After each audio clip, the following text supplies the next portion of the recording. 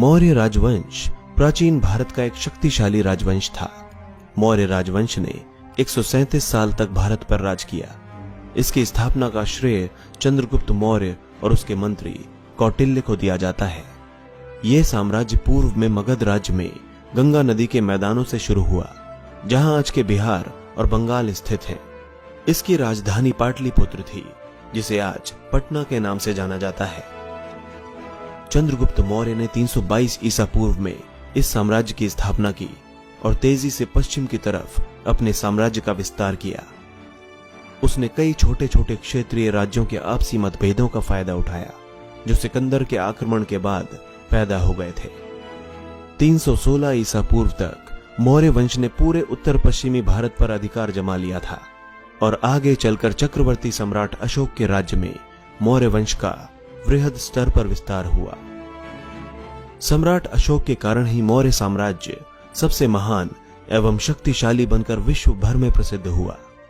मौर्य वंश में चंद्रगुप्त मौर्य, बिंदुसार, अशोक, कुणाल, दशरथ, संप्रति, शालीसुख, देववर्मन, शतधन्वन और बृहद्रथ नाम के महान राजा हुए।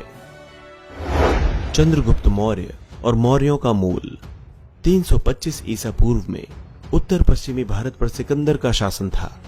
यह वो इलाका है जहां आज का संपूर्ण पाकिस्तान स्थित है।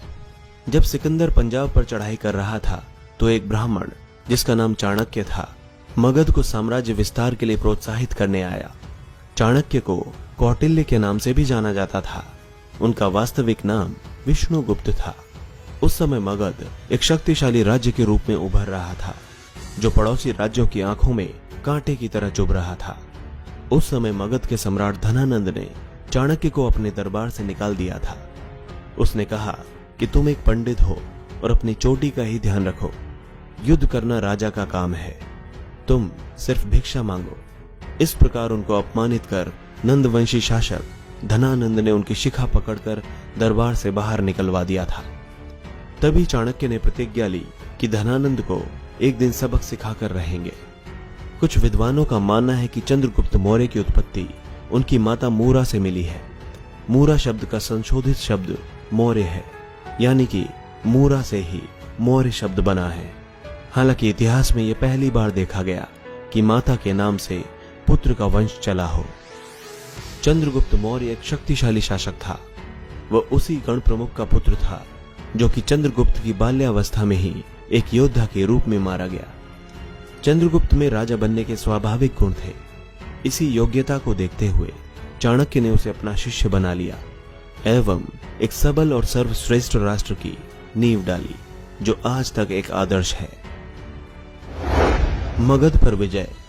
इसके बाद चाणक्य ने भारत भर में जासूसों का एक जाल सा बिछा दिया, जिससे राजा के खिलाफ गद्दारी इत्यादि की गुप्त सूचना एकत्र की जा सके। उस समय यह एक अभूतपूर्व कदम था। पूरे राज्य में गुप्तचरों का जाल बिछाने के बाद उसने चंद्रगुप्त को यूनानी आक्रमणकारियों को मार भगाने के लिए तैयार किया। इस कार्य में उसे गुप्तचरों के विस्तृत जाल से बहुत मदद मिली। मगध के आक्रमण में चाणक्य ने मगध में गृह युद्ध को उकसाया।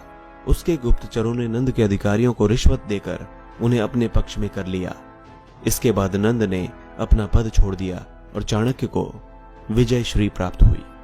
नंद को निर्वासित जीवन जीना पड़ा, जिसके बाद उसका क्या हुआ ये एक रहस्य है।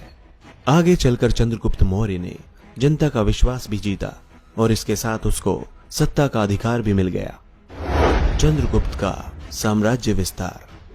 उस समय मगध भारत का सबसे शक्तिशाली राज्य था। मगध पर कब्जा होने के बाद चंद्रगुप्त सत्ता के केंद्र पर काबिज हो चुका था। चंद्रगुप्त ने पश्चिमी तथा दक्षिणी भारत पर विजय अभियान आरंभ कर दिया। इसकी जानकारी अप्रत्यक्ष साक्ष्यों से मिलती है। रुद्र दामन के जूनागढ़ शिलालेख में लिखा है कि सिंचाई के लिए सुदर्शन झील पर एक बांध पुष्यगुप्त द्वारा बनाया गया था। पुष्यगुप्त उस समय अशोक का प्रांतीय राज्यपाल था। उत्तर पश्चिमी भारत को यूनानी शासक से मुक्ति दिलाने के बाद उसका ध्यान दक्षिण की तरफ गया। चंद्रगुप्त ने सिकंदर के सेनापति सेल्यूकस को 305 ईसा पूर्व के आसपास हराया था। ग्रीक विवरण पर इस विजय का उल्लेख नहीं है, पर इतना कहा जाता है कि चंद्रगुप्त और सेल्यूकस के बीच एक संधि हुई थी, जिसके अनुसार सेल्यूकस ने कंधार, काबुल, हेरात और बलूचिस्तान के प्रदेश चंद्रगुप्त को दे दिए थे। इसके साथ ही चंद्रगुप्त ने 500 हाथी भेंट किए थे। यह भी कहा जाता है कि चंद्रगुप्त ने सेल्यूकस की बेटी कर्नालिया से विवाह कर लिया था। कर्नालिया को हिलना भी कहा जाता है। कहा जाता है कि यह पहला अंतरराष्ट्रीय विवाह था। सेल्यूकस ने मेगास्थनीज को चंद्रगुप्त के दरबार में राजदूत के रूप में भेजा था। प्लूटार्क के अनुसार सेंड्रोकोटस यानी चंद्रगुप्त उस समय तक सिंहासन पर आसीन हो चुका था। उसने अपनी 6 लाख सैनिकों की विशाल सेना से संपूर्ण भारत पर विजय प्राप्त कर ली और अपने अधीन कर लिया। ये टिप्पणी थोड़ी अतिशयोक्ति ही कही जा सकती है, क्योंकि इतना ज्ञात है कि कावेरी नदी और इसके दक्षिण के क्षेत्रों में उस समय चोलों, पांड्यों, सत्यपुत्रों तथा केरल पुत्रों का शासन था।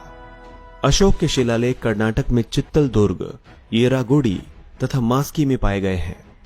उसके शिलालिखित धर्मोपदेश प्रथम तथा त्रयोदश में उनके पड़ोसी चोल, पांड्य तथा अन्य राज्यों का वर्णन मिलता है।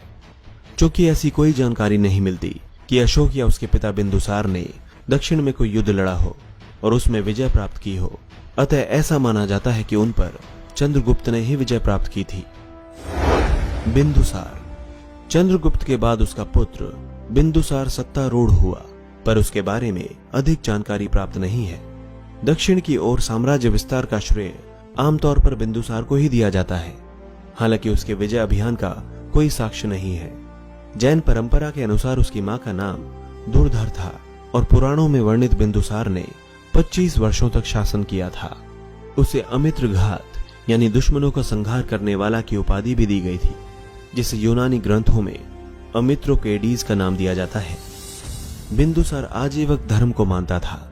उसने एक यूनानी शासक एंटियोकस प्रथम से सूखी अंजीर, मीठी शराब व एक दार्शनिक की मांग की थी। उसे अंजीर व शराब दी गई, किंतु दार्शनिक देने से इनकार कर दिया गया। चक्रवर्ती सम्राट अशोक। सम्राट अशोक भारत के ही नहीं बल्कि विश्व के इतिहास के सबसे महान शासकों में से एक है। साम्राज्य के विस्तार के अतिरिक्त प्रशासन तथा धार्मिक सहिष्णुता के क्षेत्र में उनका नाम अकबर जैसे महान शासकों के साथ लिया जाता है। हालांकि वे अकबर से बहुत शक्तिशाली एवं महान सम्राट रहे हैं। कई विद्वान तो सम्राट अशोक को विश्व इतिहास के सबसे सफलतम शासक भी मानते हैं। अपने राजकुमार के दिनों में उन्होंने उज्जैन तथा तक्षशिला के विद्रोहों को दबा दिया था, पर कलिंग की लड़ाई उनके जीवन में एक निर्णायक मोड़ साबित हुई। उनका मन युद्ध में नरसंहार से ग्लानि से भर गया। उन्होंने बौद्ध धर्म अपना लिया तथा उसके प्रचार के लिए बहुत कार्य किए। सम्राट अशोक को बौद्ध धर्म में उपगुप्त ने दीक्षित किया था। उन्होंने देवानाम प्रिय और प्रियदर्शी जैसी उपाधि धारण की। सम्राट अशोक के शिलालेख तथा शिलाओं पर उत्कीर्ण उपदेश भारतीय उपमहाद्वीप में जगह जगह पाए गए हैं। उसने धम्म का प्रचार करने के लिए विदेशों में भी अपने प्रचारक भेजे। जिन जिन देशों में प्रचारक भेजे गए उनमें सीरिया तथा पश्चिमी एशिया का एंटियोकस थियोस, मिस्र का टॉलमी फिलाडेलस, मकदूनिया का एंटिगोनस गोनातस, साइरीन का मेगास तथा एपायरस का अलेक्जेंडर शामिल थे। अपने पुत्र महेंद्र और एक बेटी को उन्होंने राजधानी पाटलिपुत्र से श्रीलंका जल मार्ग से रवाना किया। पटना यानी पाटलिपुत्र के ऐतिहासिक महेंद्र घाट का नाम उसी महेंद्र के नाम पर रखा गया है।